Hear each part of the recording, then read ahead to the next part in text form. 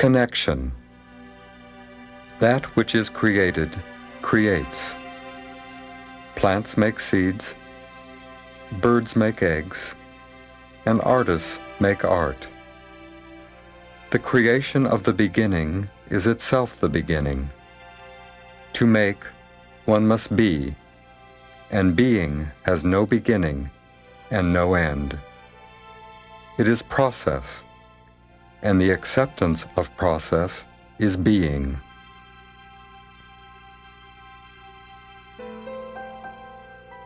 As the artist creates art, he creates himself. The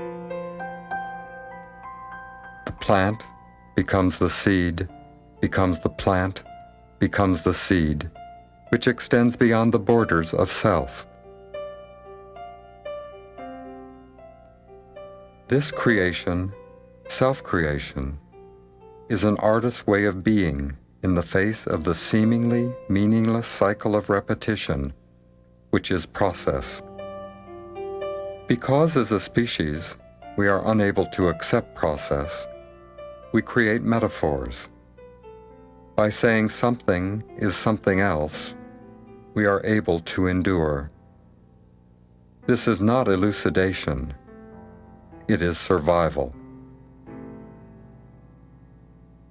For many years, I have been working with the idea of truncation, chopping, using certain parts, leaving certain parts off.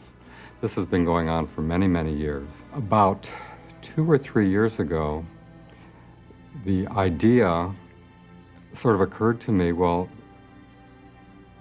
why am I doing this? I realized that that there was something out there that either I was not getting or hadn't asked enough people about or hadn't read enough about.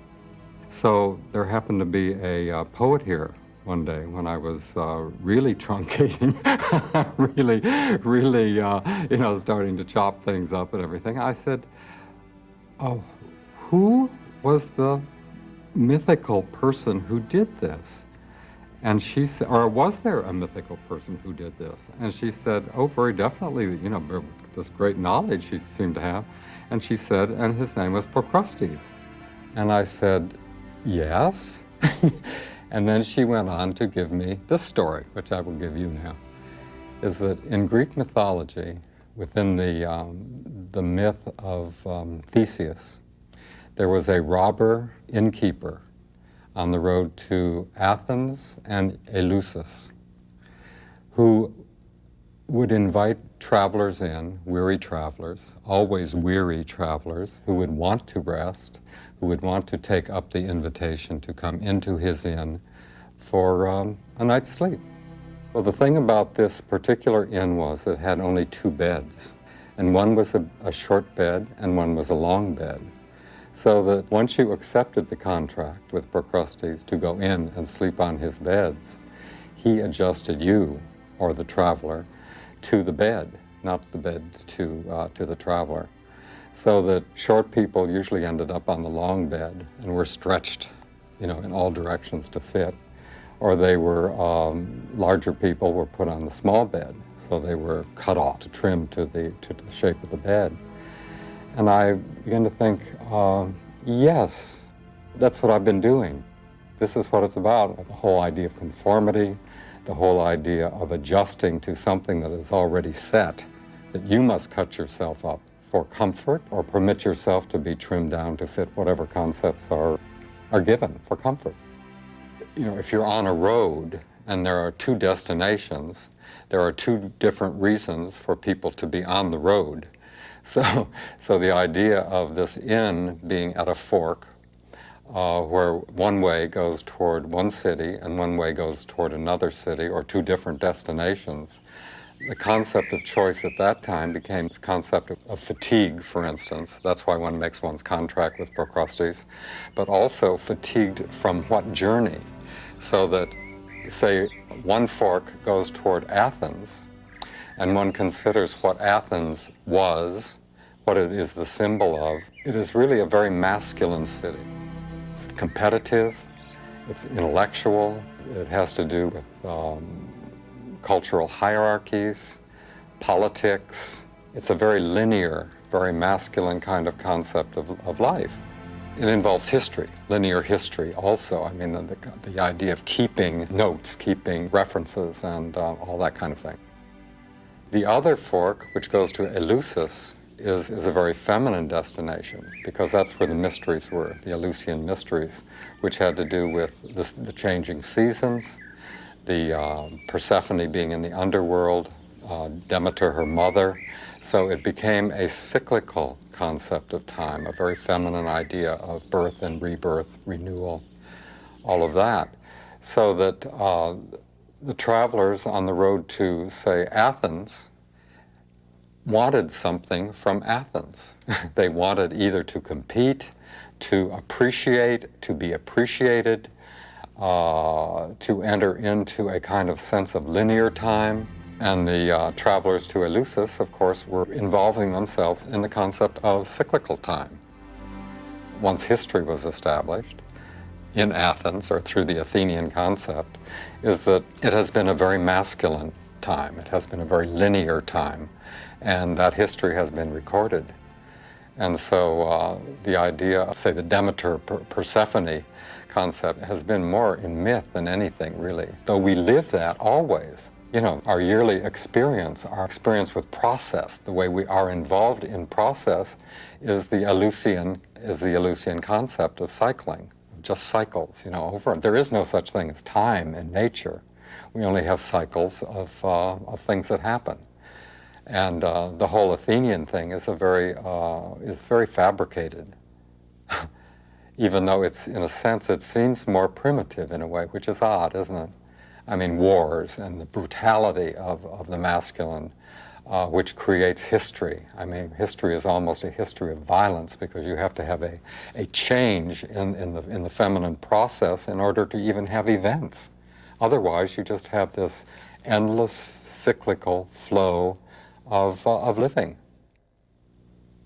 So that just to see these two choices that we have always as human beings. We live in process, which is the feminine, and we create ourselves out of the masculine. And this, to me, became very much a part of this whole Procrustes project as well, to examine those two aspects of ourselves and how we work with, how we deal with this.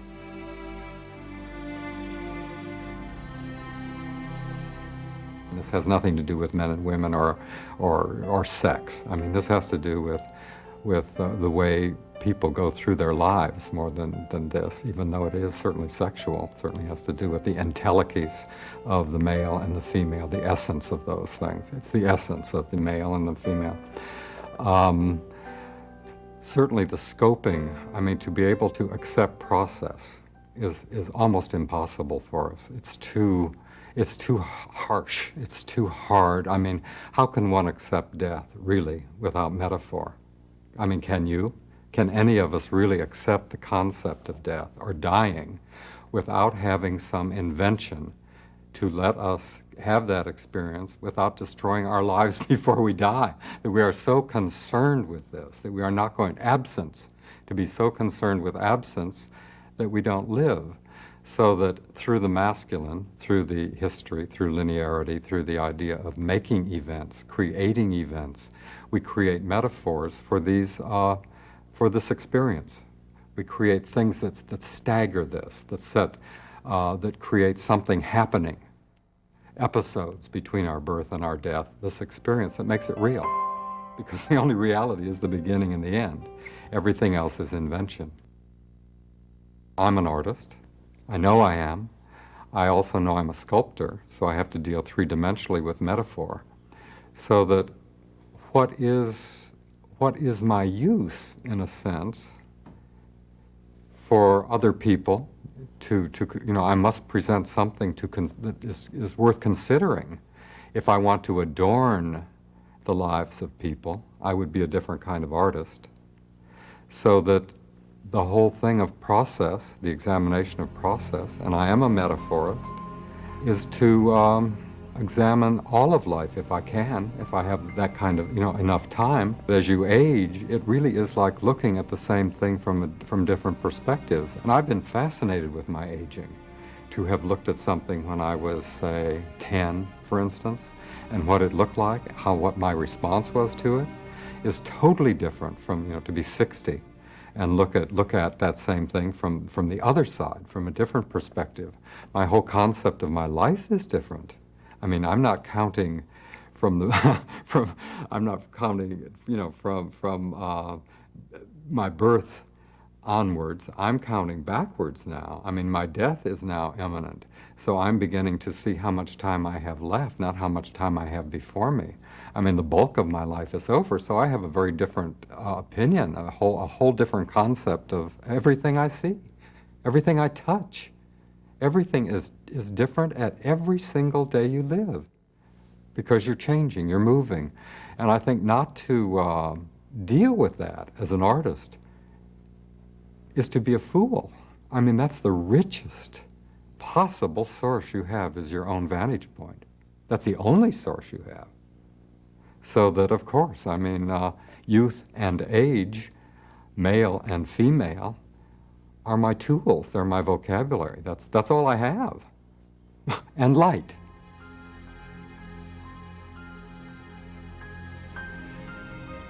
There are many definitions for art, and there is one that art is a verb.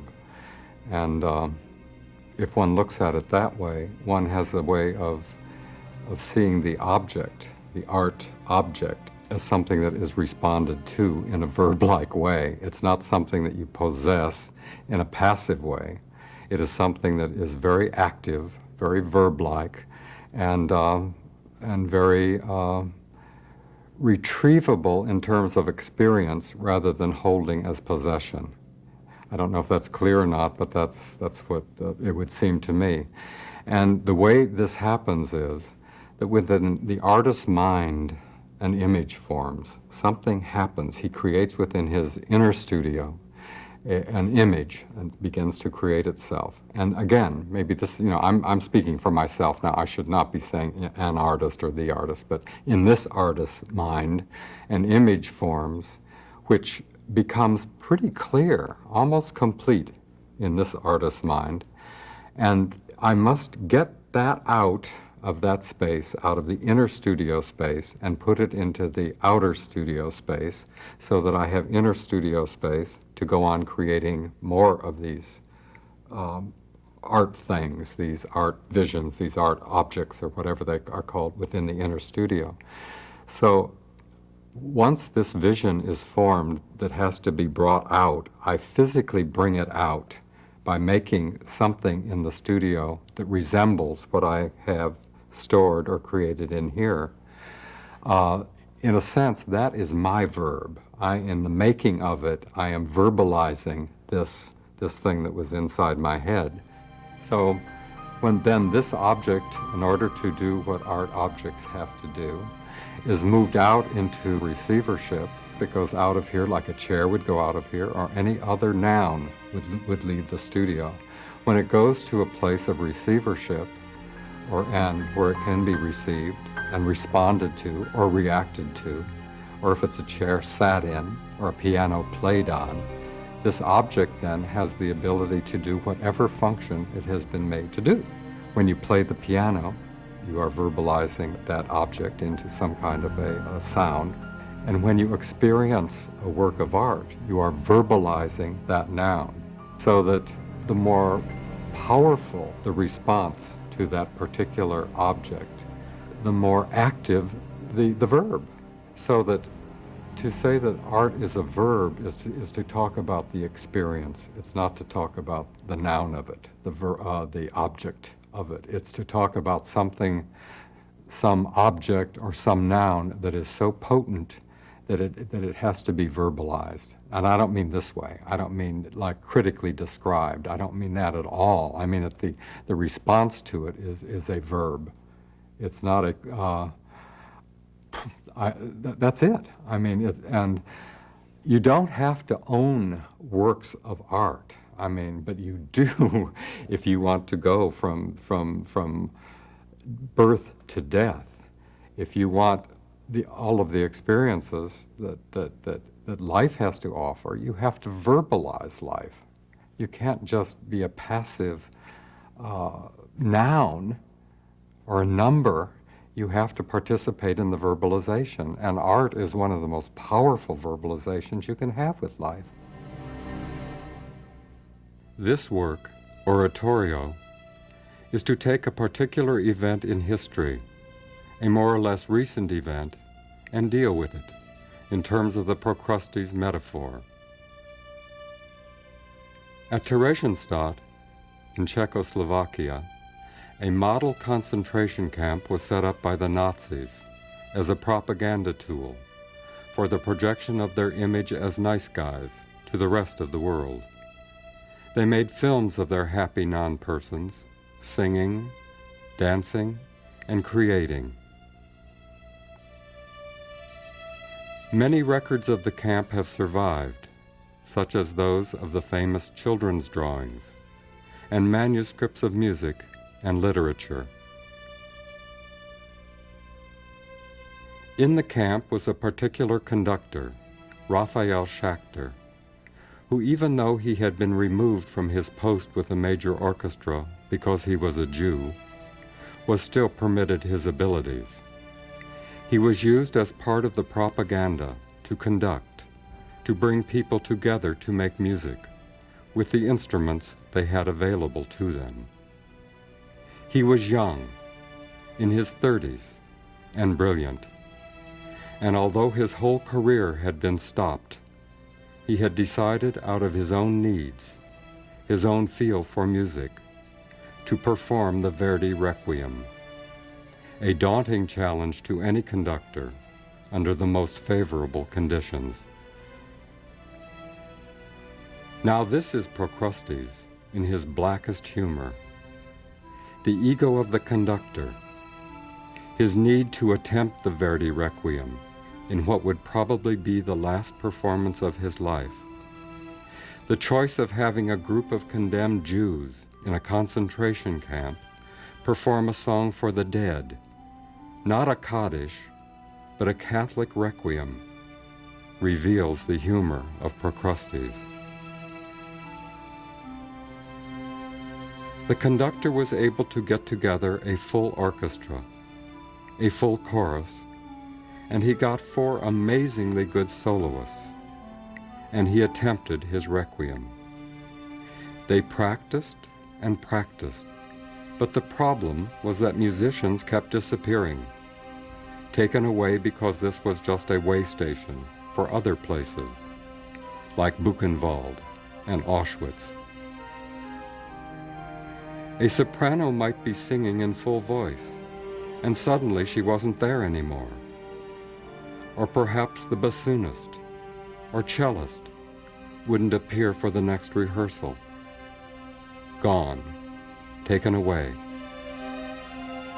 Finally, he was able to get from the camp commander a commitment that he would be able to keep his orchestra together and to perform his requiem. The camp commander kept his promise, and one performance was given. Eichmann himself, along with many of his SS cronies, was there. When Eichmann heard about it, he laughed. What great fun! Jews singing the Verdi Requiem at this way station, not knowing the horror that lay beyond. Of course they would enjoy the glorious Requiem, and also the terrible, terrible Procrustean joke the whole thing had become. To take the metaphor a step further, it was announced shortly before the performance that they would only have an hour to perform. So a cut had to be made, a chop that would have made Procrustes himself envious. The conductor decided, in order to complete the piece within the allotted hour, to omit the beginning, which includes the movements Requiem and Disere.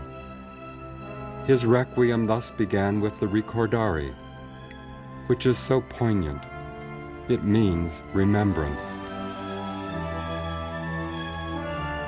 At this point, the whole story becomes myth. It is too formed, the setup, the cut, where the cut was made. Remember, remember. You can only deal with something like this through metaphor. It is a scream in the shape of a song. So they performed the Requiem, the shortened version. It was supposedly wonderful. And within days, the entire company was sent to Auschwitz. Who knows how many survived? I think we have a guilt. I think that the human species has a basic guilt, an awful guilt, because we don't fit in. You know, we don't fit into the process, nature and its cycling. We simply don't fit in, and it's perfectly obvious we don't fit in because we invent ways to live with it or deal with process, and they lie outside of process. For instance, we invented time. You know, there's no time. There's no such thing as time in process. I mean, it doesn't exist. We have this constant guilt that is almost part of our DNA, that somehow art is really the only way that we are absolved in some way. I would like to believe anyway that when I take a tree, for instance, and take its life to make a carving, for instance, that I am really responsible to that tree for having taken it and to make art or to make a carving or do something with it, that I must in some way bless that tree by moving it into the human experience in such a way so that it goes on living.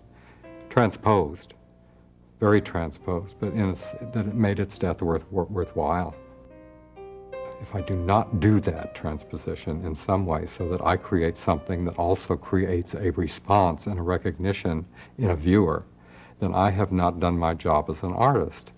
So that I think that the object that I make must be capable of provoking response, which to me means provoking transparency, which means that the viewer, when he verbalizes his experience by having a response to the work of art, somehow sees process through the work, to the tree, to nature, to this process that is just for us insupportable. We can't live in process without metaphor. So that somehow through that experience, he sees himself in process without guilt. And this is a liberating,